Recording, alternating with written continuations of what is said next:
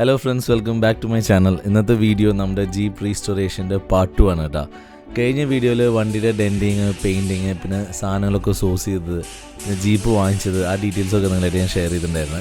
ഈ ഡെൻറ്റിങ്ങും പെയിൻറ്റിങ്ങിൻ്റെ പണിയൊക്കെ കഴിഞ്ഞതിന് ശേഷം നമ്മൾ ഈ ബോഡി ചേസിലേക്ക് വീണ്ടും വെച്ചു. പിന്നെ ഓരോ ഭാഗമായിട്ട് ഫിറ്റ് ചെയ്യാൻ തുടങ്ങി.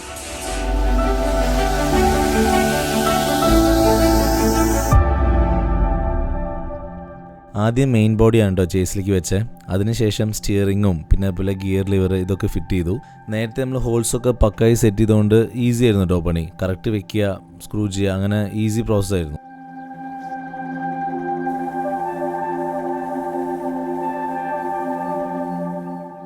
വണ്ടി പണീനെ നമുക്ക് ഏറ്റവും കൂടുതൽ സാറ്റിസ്ഫാക്ഷൻ കിട്ടുന്ന ഒരു സ്റ്റേജും കൂടിയാണ് കേട്ടോ അത്. കാരണം ഇത്ര ദിവസമായിട്ട് ഒരുപാട് എഫേർട്ട് ഇട്ടാലും റിസൾട്ട് അങ്ങനെ പെട്ടെന്ന് കാണില്ല. ഇപ്പോൾ ഫുൾ പണി കഴിഞ്ഞതല്ലേ. ബോഡി വെച്ചതിന് ശേഷം ഓരോ സ്ക്രൂ ചെയ്യുമ്പോഴും വണ്ടിയുടെ ഓരോ ഫിറ്റിംഗ് ആകുമ്പോൾ ആ വണ്ടിക്ക് ആ ഷേപ്പ് ഇങ്ങനെ ആയിക്കൊണ്ടിരിക്കും.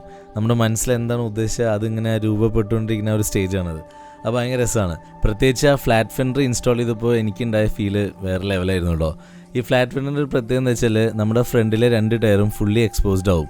നമ്മൾ ചെറിയ സ്റ്റോക്ക് ടയർ ഇട്ടാൽ പോലും വണ്ടി നേരെ വരുമ്പോൾ നന്നായിട്ട് അത് കാണാൻ പറ്റും. ബാക്കിൽ പക്ഷെ നമുക്കത് കിട്ടില്ല കേട്ടോ. ബാക്കിലെ സംവിധാനമില്ല.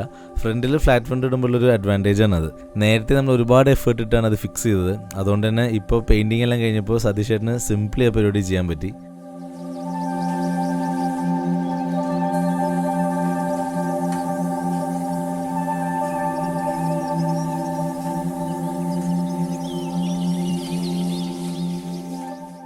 സതീഷ് ചേട്ടനെ സംബന്ധിച്ചിടത്തോളം ജസ്റ്റ് സ്ക്രൂസൊക്കെ ഇടുക, ടൈറ്റ് ചെയ്യുക, അങ്ങനെയായിരുന്നു. ഉമ്മർക്കൊക്കെയാണ് കൂടുതൽ വർക്ക് ഉണ്ടായിരുന്നത്. കാരണം മെക്കാനിക്കൽ എല്ലാം ഊരിയിട്ടിരിക്കുകയല്ലേ, അതൊക്കെ ഇനി ഫിറ്റ് ചെയ്യണമല്ലോ. Diesel tank, diesel pump, steering column, പിന്നെ ഷോക്കുകൾ, അതുപോലെ ഈ ബോണറ്റിനകത്ത് ഒരുപാട് ഫിറ്റിങ്സ് ഉണ്ട്. നമ്മുടെ ഡ്രൈവിംഗ് ഏരിയയിൽ നിന്ന് ഈ ബോണറ്റിനകത്തേക്ക് ഒരുപാട് വയസ്സ് പാസ് ചെയ്യുന്നുണ്ട്. ആക്സലറേഷൻ്റെ, ക്ലച്ചിൻ്റെ, ഇങ്ങനെ കുറേ കാര്യങ്ങളുണ്ട്. ഇതൊക്കെ മെക്കാനിക്കൽ വർക്ക് ചെയ്യുന്ന ആളുടെ റോളാണ്. അപ്പോൾ അതെല്ലാം നമ്മുടെ ഉമർ ഭായ് ചെയ്തുകൊണ്ടിരിക്കുകയായിരുന്നു.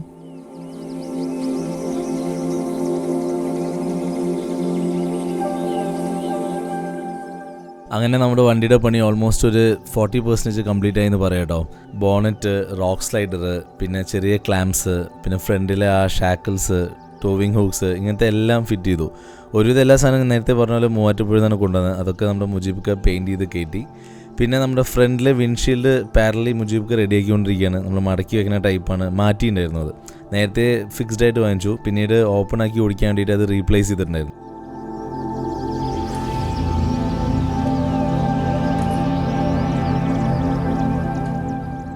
എനിക്ക് വലിയൊരു ടയറും ഡിസ്ക്കും ഇടാനായിട്ട് അത്ര താല്പര്യമില്ല. കാരണം പണ്ടിനടുത്തൊരു ജിംനി ഉണ്ടായിരുന്നു. അപ്പോൾ അത് വലിയ ടയറും ഡിസ്കൊക്കെ ആയിരുന്നു. വാങ്ങിച്ചപ്പോൾ അങ്ങനെ കിട്ടിയതാണ്. എന്തോ എനിക്കൊരു അഭംഗിയായിട്ട് തോന്നി. വണ്ടി ചേർന്ന് ഒരുപാട് വലിയ ടയറുമായിട്ട് കുറച്ച് ഹൈറ്റുള്ള ടയർ വേണമെന്ന് ആഗ്രഹം ഉണ്ടായിരുന്നു. അപ്പോൾ അങ്ങനെ NDMS ടയർ മേടിക്കണമെന്നായിരുന്നു നേരത്തെ മുതലുള്ള ഒരു താല്പര്യം. പക്ഷെ നമ്മുടെ ഈ ജീപ്പിൻ്റെ ആ ഫെൻഡറിൻ്റെ ഇപ്പുറത്തെ ബാക്കിലെ ടയറിൻ്റെ മുകളിൽ ആ ഒരു മഡ് ഗാർഡില്ലേ, അതും ഈ റോക്ക് സ്ലൈഡറൊക്കെ വന്നപ്പോഴത്തേനും ബോഡി ഭയങ്കര നാരോ ആയിപ്പോയി. ടയറും ഡിസ്കൊക്കെ ഉള്ളിലേക്ക് പോയി.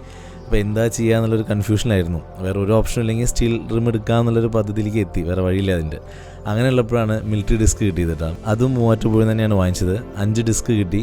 അത് കൊണ്ടുവന്നിട്ട് കംപ്ലീറ്റ്ലി ഉരച്ച് വൃത്തിയാക്കി മെറ്റൽ ലെവലിലേക്ക് കൊണ്ടുവന്നിട്ട് സെയിം ഈ പറഞ്ഞ എപ്പോക്സി പ്രൈമറൊക്കെ അടിച്ച് കുട്ടപ്പനാക്കിയിട്ടാണ്. നല്ല ലുക്കായിരുന്നു ജീപ്പിനത് ഇട്ടപ്പോൾ. ശരിക്കും ആ കളർ കോമ്പിനേഷന് ഒരു റെട്രോ ലുക്ക് കിട്ടാനായിട്ട് ആ ഒരു ശരിക്കും ഹെൽപ്ഫുൾ ആയിരുന്നു. ഡിസ്കിൻ്റെ പണി കഴിഞ്ഞ് നമ്മൾ ടയർ വാങ്ങിച്ചു. MRFൻ്റെ NDMS ടയറാണ് വാങ്ങിച്ചത്.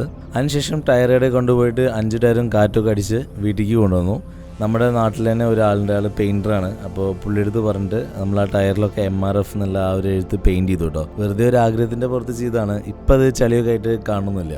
അങ്ങനെ നമ്മൾ റെഡിയായ ടയറും ഡിസ്കും വർക്ക്ഷോപ്പിൽ കൊണ്ടുവന്നിട്ട് നമ്മുടെ വണ്ടിയിലൊന്ന് ഫിറ്റ് ചെയ്ത് നോക്കി. നമ്മൾ വിചാരിച്ചേക്കാൾ കൂടുതൽ ഭംഗിയുണ്ടായിരുന്നു. കാരണം ആ മിലിറ്ററി ഡിസ്കും NDMS ടയറിൻ്റെ ആ ക്രോസ് കട്ടും കൂടിയുള്ള കോമ്പിനേഷൻ ശരിക്കും നല്ല രസമാണ് കേട്ടോ കാണാനായിട്ട്. നിങ്ങളത് നോക്കിക്കഴിഞ്ഞാൽ മനസ്സിലാവും. ഒരു മാസ് ലുക്കല്ല, ഒരു ഒറിജിനാലിറ്റി അല്ലെങ്കിൽ ഒരു റെട്രോ കൈൻഡ് ഓഫ് ലുക്കാണ് നിങ്ങൾക്ക് ഇഷ്ടമെങ്കിൽ ഇത് നല്ലൊരു കോമ്പിനേഷനാണ് ഈ മിലിറ്ററി ഡിസ്കും NDMS ടയറും. ഇതിൽ തന്നെ ഈ 750-16 പറഞ്ഞിട്ടൊരു ടയറുണ്ട്. NDMSൻ്റെ അതേ ക്രോസ് കട്ടുള്ള വേറെ 470 ഒക്കെ ടയർ വേണമെങ്കിൽ നമുക്ക് അപ്സൈസ് ചെയ്യണമെങ്കിൽ അങ്ങനെയും ചെയ്യാം. ഇതേ ലുക്ക് നമുക്ക് മെയിൻറ്റെയിൻ ചെയ്യാൻ പറ്റും.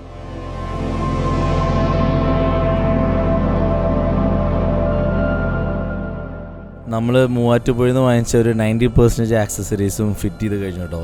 Side mirrors, off road lights, odometers, പിന്നെ ഇൻഡിക്കേറ്റേഴ്സ്, അങ്ങനെ എന്തൊക്കെയാണ് നമ്മൾ ചെറിയ ചെറിയ സാധനങ്ങൾ മേടിച്ചതെല്ലാം ഫിറ്റ് ചെയ്തു.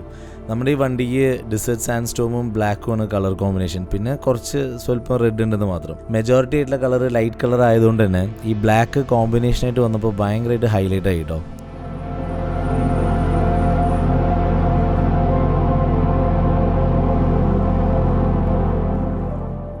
നമ്മുടെ വണ്ടിയുടെ ഹെഡ്ലൈറ്റ്സിൽ ഹെല്ലയുടെ ബൾബോട്ടോ യൂസ് ചെയ്തിട്ടുള്ളത്. അതേപോലെ റൂട്ട്സിൻ്റെ മെഗാസോണിക് ഹോണാണ് നമ്മൾ ഇൻസ്റ്റാൾ ചെയ്തത്. പിന്നെ നമ്മൾ ജീപ്പിന് വേണ്ടി കോഴിക്കോട് നിന്ന് വരുത്തിയ സീറ്റൊക്കെ ഒന്ന് ക്ലീൻ ചെയ്യാൻ കൊടുത്തിട്ടുണ്ടായിരുന്നു കേട്ടോ. അത് ക്ലീൻ ചെയ്ത് എത്തിയിട്ടുണ്ടായിരുന്നു. പിന്നെ ആ ഒരു വർക്ക് പെൻഡിങ് ഉണ്ടായിരുന്നു. പിന്നെ അതേപോലെ തന്നെ നമ്മുടെ അപ്പോൾസ്റ്ററിയുടെ പൈപ്പ്സ്, അതിൻ്റെ ഫിറ്റിങ്സിൻ്റെ വർക്കാണ് പെൻഡിങ് ആയിട്ടുണ്ടായിരുന്നത്. എന്തൊക്കെ ചെയ്താലും വണ്ടിയുടെ ടയറും ഡിസ്കും വലിയൊരു റോളാണ് കേട്ടോ. നമ്മൾ എത്ര ചിലവ് ചെയ്തിട്ട് വണ്ടി പണിഞ്ഞാലും നമ്മളിടുന്ന ഡിസ്കും ടയറിനും അനുസരിച്ചിരിക്കും വണ്ടിയുടെ ലുക്ക് എന്താണെന്നുള്ളത്. ഞാൻ മിലിറ്ററി ഡിസ്കും NTMS ടയറാണ് ഇട്ടിട്ടുള്ളത്. എനിക്കത് നന്നായിട്ട് ഇഷ്ടപ്പെട്ടു. ഞാൻ മനസ്സിൽ ഉദ്ദേശിച്ച ഒരു ജീപ്പിൻ്റെ ആ രൂപം അത് വരുമ്പോഴാണ് മാച്ച് ആവണുള്ളൂ.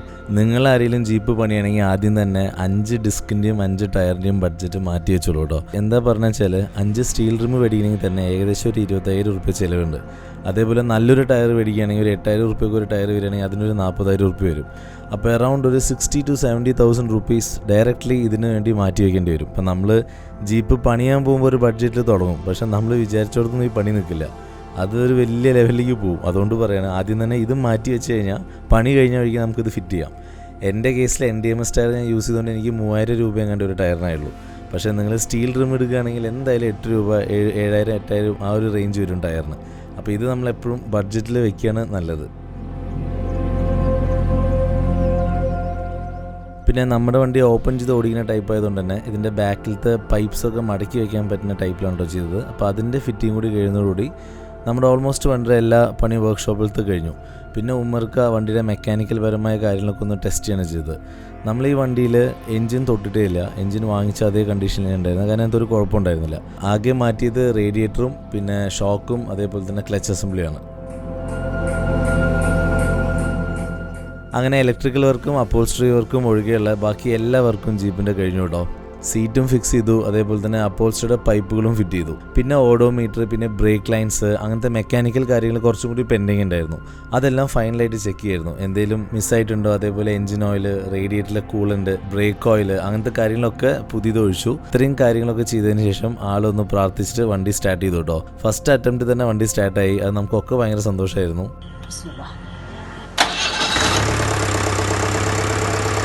എൻ്റെ വണ്ടി എന്ന നിലയ്ക്കാണ് ഈ പ്രൊജക്റ്റ് സ്റ്റാർട്ട് ചെയ്തെങ്കിലും അവസാനമൊക്കെ ആയപ്പോഴേക്കും അത് അവരുടെ വണ്ടി പോലെ ആയിട്ടോ.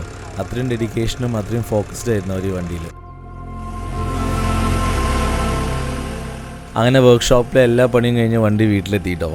ഒരു മണ്ട വണ്ടി എങ്ങനെ ട്രാൻസ്ഫോം ആയി എന്നുള്ള ഒരു സർപ്രൈസ്ഡായിരുന്നു വീട്ടുകാരൊക്കെ. ഒക്കെ ഷോക്കായിട്ടാണ് വണ്ടി നോക്കിയിരുന്നത്. കാരണം ഈ വണ്ടി വർക്ക്ഷോപ്പിൽ പോകുമ്പോഴത്തെ വീഡിയോ അതിൻ്റെ മുന്നത്തെ പാട്ടിലുണ്ട്. ആകെ തുരുമ്പ് പിടിച്ച് ഒടിഞ്ഞു തൂങ്ങിയിട്ടായിരുന്നു. അപ്പോൾ ആ വണ്ടി ഇങ്ങനത്തെ ഒരു രൂപത്തിൽ വന്നപ്പോൾ തീരെ ആരും എക്സ്പെക്റ്റ് ചെയ്തില്ല. ഇങ്ങനെ എല്ലാവരും ശരിക്കും ഷോക്കായി പോയി.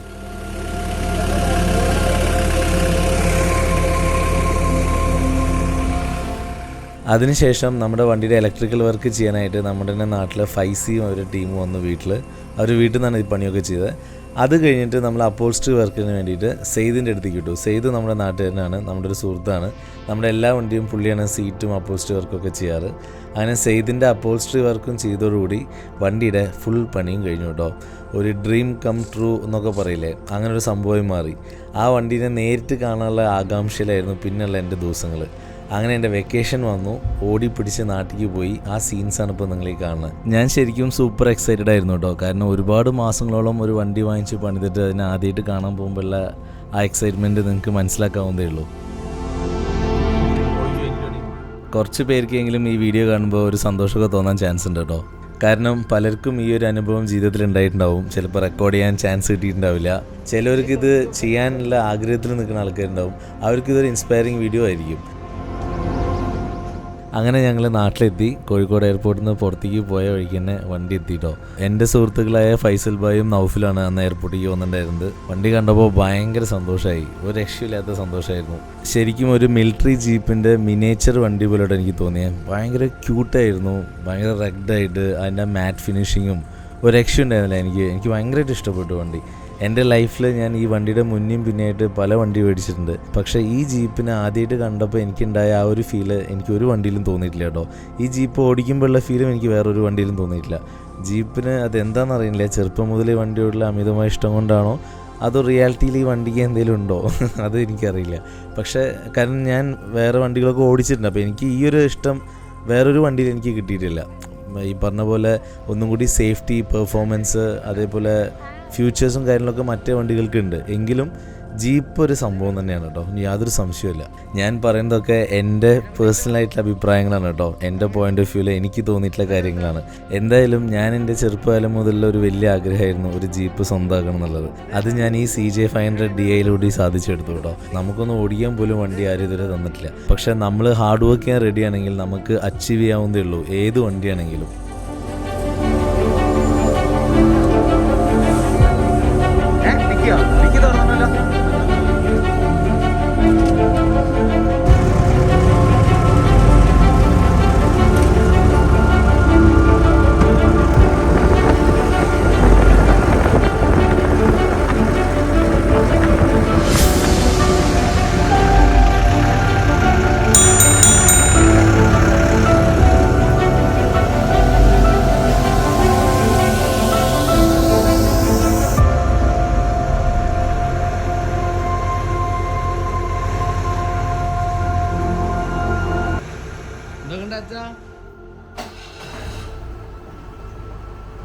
നാട്ടിലെത്തിയ ദിവസം രാത്രി മര്യാദയ്ക്ക് ഉറങ്ങാൻ പറ്റിയില്ല കേട്ടോ. രാവിലെ ആവാൻ വേണ്ടി കാത്തിരിക്കുകയായിരുന്നു. എന്നിട്ട് വേണം വണ്ടി ഒന്ന് എടുത്തിട്ട് ഒന്ന് 2 റൗണ്ട് അടിക്കാൻ എഴുതിയിട്ട്. അങ്ങനെ രാവിലെ എണീച്ച വഴിക്ക് തന്നെ വണ്ടി ഒന്ന് സ്റ്റാർട്ട് ചെയ്ത് ഒന്ന് പുറത്തേക്ക് എടുത്ത് ഫുള്ളൊന്ന് നമ്മുടേതായ രീതിയിൽ കഴുകി കുട്ടപ്പനാക്കി ഫുള്ള് ഉള്ളും പുറമൊക്കെ ഒന്ന് തുടച്ച് വൃത്തിയാക്കിയിട്ട് ഞങ്ങളുടെ നാട്ടിലെ അമ്പലത്തിലൊന്ന് കൊണ്ടുപോയി പൂജയൊക്കെ ചെയ്തു കേട്ടോ. അവിടെ പോയപ്പോൾ പൂജാരിക്ക് വണ്ടി ഓടിക്കാൻ ഭയങ്കര ഇൻട്രസ്റ്റ് ആയിരുന്നു. പുള്ളിയാണ് വണ്ടി ഓടിച്ചതൊക്കെ, ഫ്രണ്ടും ബാക്കൊക്കെ എടുത്തിട്ടതൊക്കെ.